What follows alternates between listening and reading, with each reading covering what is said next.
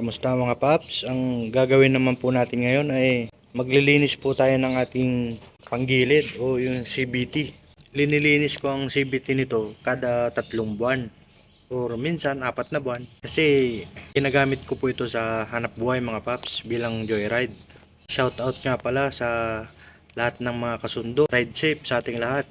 So umpisahan na po natin itong ating paglilinis ng ating CBT mga paps. Let's go!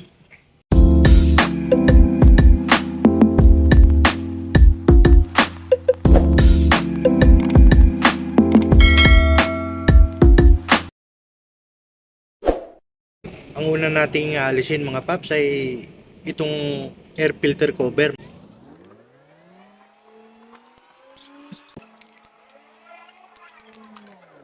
Ang sunod mga paps ay alisin naman po natin itong plastic guard cover ng ating makina.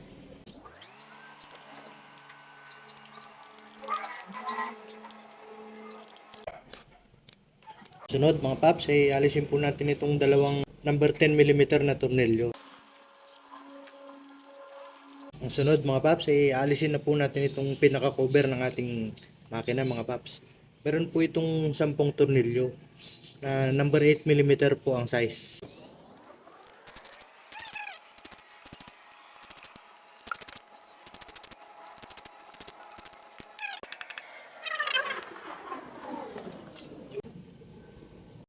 Susunod mga paps ay alisin na po natin itong kanyang drive base at itong clutch housing. Dahil wala akong impact wrench mga paps ay gagamit lang po tayo ng Y-tool. Number 17mm po ang size nito mga paps.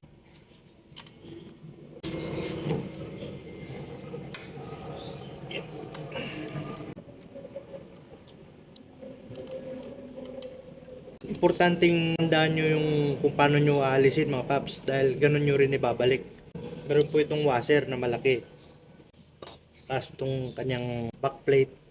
May washer din po itong manipis mga paps.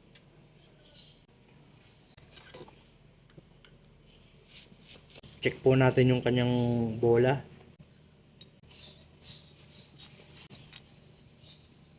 Itong iba nagkaroon na po ng kanto. Ito po mga paps. Nasa 16,000 kilometer na po ang tinakbo ng ating motor mga paps. Sunod nating alisin ay itong kanyang clutch bell. Ang size po nito ay number 24mm socket range. Gamitin ulit natin itong ating Y-tool.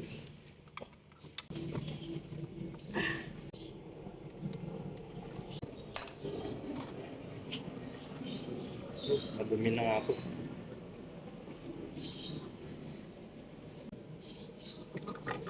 Kapal pa yung ating lining. Lilinisan po natin lahat yan mga paps. Unahin na po natin ito. May washer din po dito mga paps ha. Gasolina lang po yung ginagamit ko panlinis. Gamit po tayo ng paintbrush mga paps.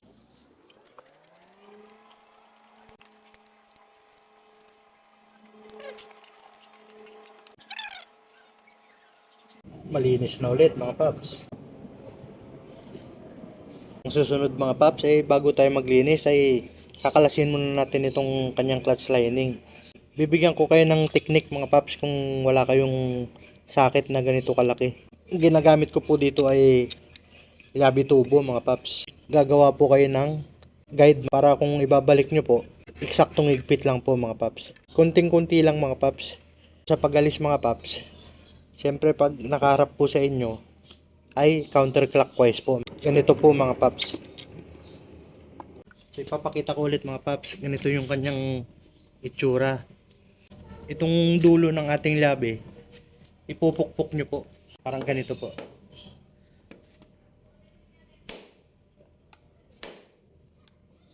Yun. Lumuwag na po mga paps.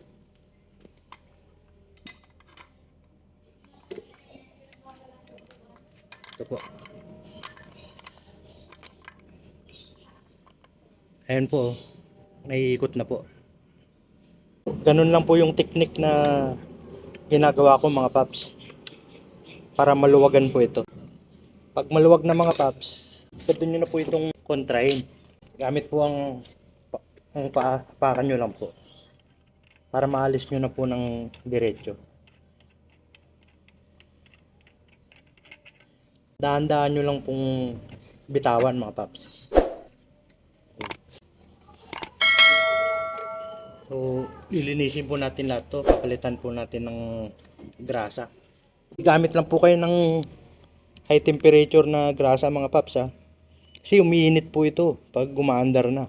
Sa pagbabaklas mga paps, unahin po natin tong clutch lining. Gamit po kayo ng maliit na flat screw para masikwat nyo po ito. Ayan po.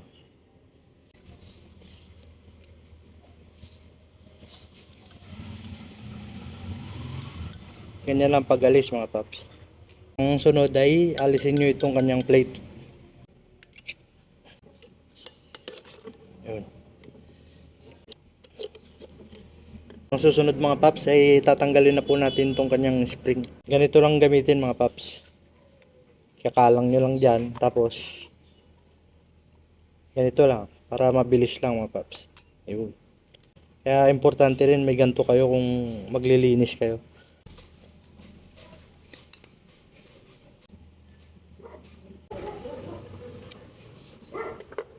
Alisin din po natin itong kanyang rubber damper mga paps, itong mga bilog na goma po. Ang sunod mga paps ay ito naman po ang aalisin natin. Para mapalitan po natin ng grasa. Sikwatin lang din po ulit ito. Nang dahan-dahan mga paps. Yun. May tatlo po itong pin mga paps. Aalisin po natin yun para mas tuluyan na nating maalis ito. Gamit lang po kayo ng long nose para maalis nyo po ito.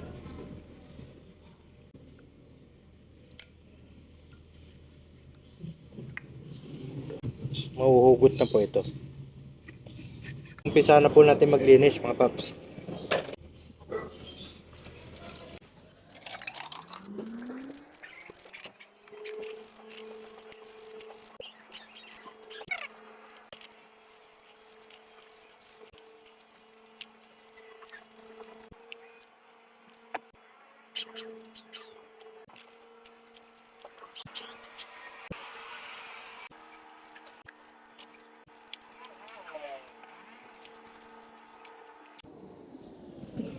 Susunod mga paps ay itong clutch lining, lilinisan natin. Mainam na wag nyo na po itong hugasan ng gasolina mga paps. Kasi malinis din naman. Punasan nyo na lang po. May grasa pa po ito sa loob. Grasa pa po yan nung sa kasa mga paps. Original na grasa po yan. Ito rin mga paps, mainam na punasan nyo na lang din po. Kasi maselan po itong kanyang mga o-ring. Gusto ko mang alisin kaso baka mapigtal mga paps. Ito lang po yung ating hugasan ng gasolina mga paps.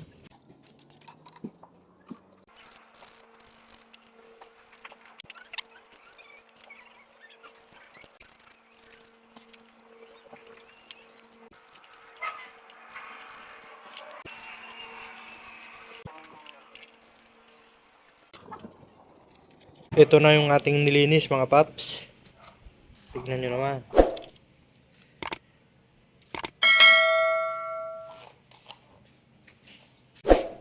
Itong aking mga bola mga paps may kanto na. Hindi ko na ibabalik yan mga paps. Kasi may nag-sponsor po sa atin ng mga bagong bola. Ito po shoutout sa'yo paps, si Remark Orteza.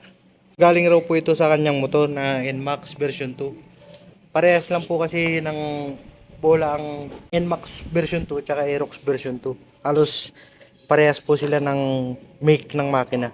Thank you sa'yo paps. So tara mag-assemble na tayo. Let's go. So, ang unahin po nating assemble na itong kanyang torque drive. Sa pagbabalik mga paps, ang ginagawa ko, nilalagyan ko ng konting-konting grasa lang po. Parang lubricant lang niya paps. Sobrang konti lang. Sunod ay ilalagay na natin itong kanyang mga rubber damper. Itong mga bilog mga paps.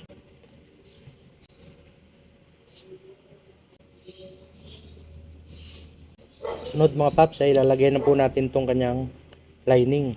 Liniha ko pala ng bagya itong kanyang lining mga paps para maalis yung kanyang itim. So sa pagbabalik mga paps ay dito po yung kanyang damper, yung bilog po. So sa ilalim po yan.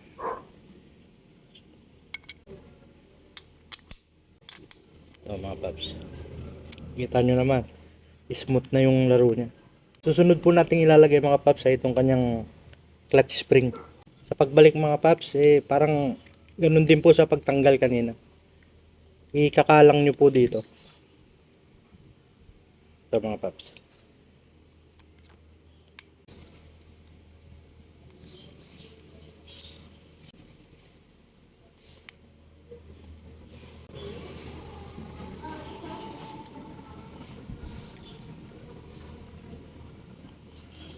Sunod mga paps ay itong kanyang plate. May mga parang dot po na nakaumbok na ganito. Ito po yung nasa ibabaw. Sunod mga paps ay itong kanyang lock.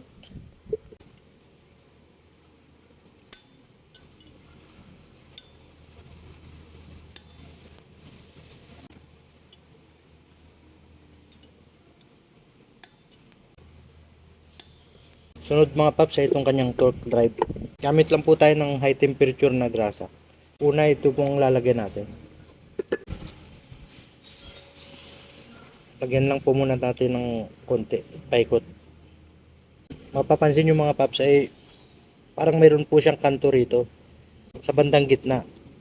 Yan po ay dapat palagyan po natin ng grasa mga paps.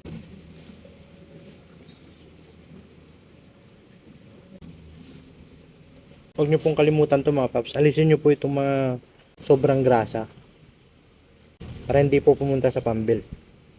Talagay na po natin.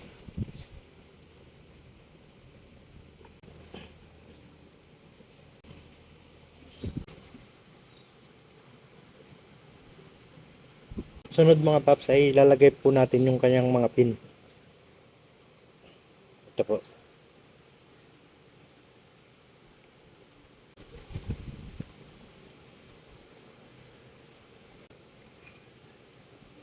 Ngayon naman mga paps, ito yung lalagyan natin ng grasa. Pupunuin po natin ito.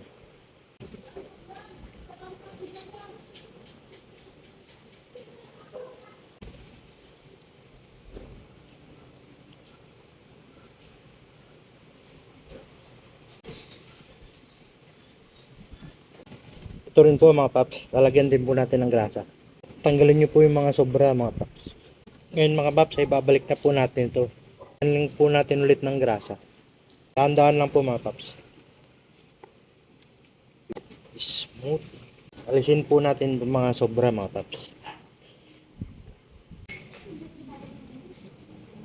Ngayon mga paps, lalagyan na po natin itong kanyang clutch spring. Sunod po ay itong kanyang clutch.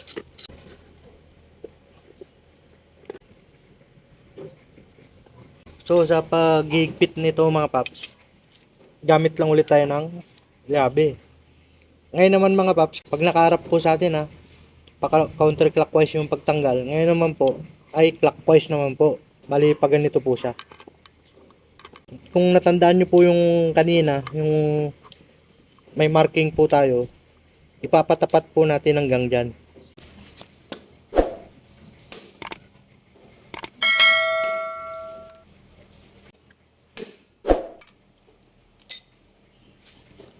So ayun na mga paps, nagtapat na yung ating minarkingan kanina. Ibig sabihin po niyan, may fit na po. So tapos na itong ating torque drive. Sunod mga paps ay ilalagay na po natin itong mga ply ball. Sakto. Susunod po natin mga paps ay lagay po natin muna itong kanyang damper. Tapos ibalik na po natin itong kanyang plate. Sunod po natin itong kanyang bushing.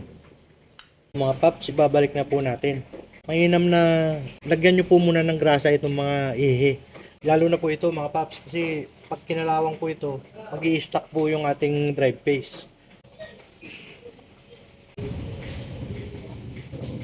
Sunod mga paps ay itong kanyang washer. Itong flat, yun yung una. Yun yung iuuna po natin. Itong medyo paumbok, ito yung nasa uli. Parang ganito mga paps, yung flat. Oh, ganyan. Ito po yung una. Sunod po ay itong kanyang drive phase. Lalagay na po natin.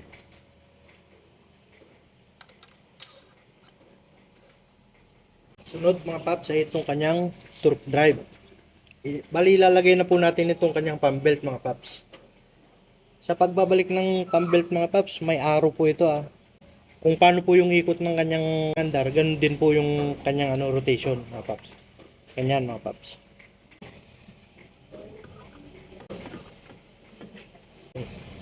Sunod mga paps ay ito kanyang clutch bell. Niliha ko na din po ito kanina ng bagya mga paps para kapit na kapit ulit. Yung nut niya mga paps. Sunod mga paps ay huwag niyong kakalimutan to. Yung washer. Sunod ay itong kanyang backplate. Siguraduhin yung nakabaon nitong kanyang drive phase. Dito. Ganyan dapat yung itsura niyan. Yung lalabas yung kanyang ngipin. Kasi may malaking washer pa po yan. Tapos sunod po natin itong kanyang tornilyo. Itong nut. So yun mga paps, higpitan na po natin. Number 17mm po yung sa drive phase mga paps. Saktong higpit lang po mga paps. Dito naman sa kanyang torque drive, number 24mm.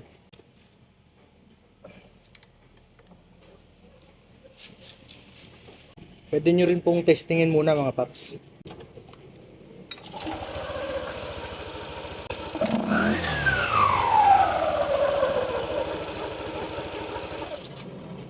Okay mga paps. Pabalik na po natin yung cover. Mga paps, i-double check nyo po ito. Minsan nalalaglag po ito. Nakakalimutan ng ibalik.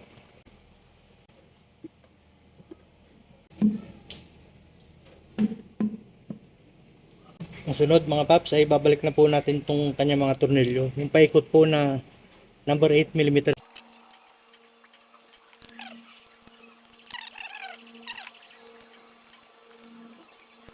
Sunod mga paps ay babalik na po natin itong kanyang air filter.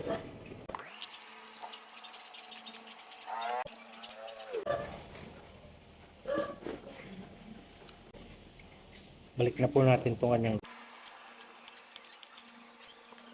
Last but not the least mga paps ay itong kanyang air filter.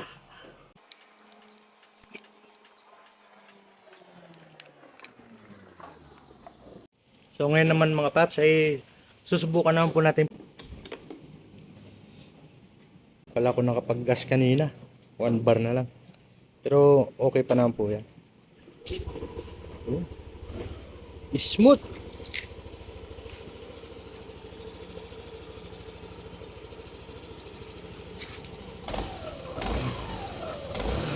Parang brand new po ulit.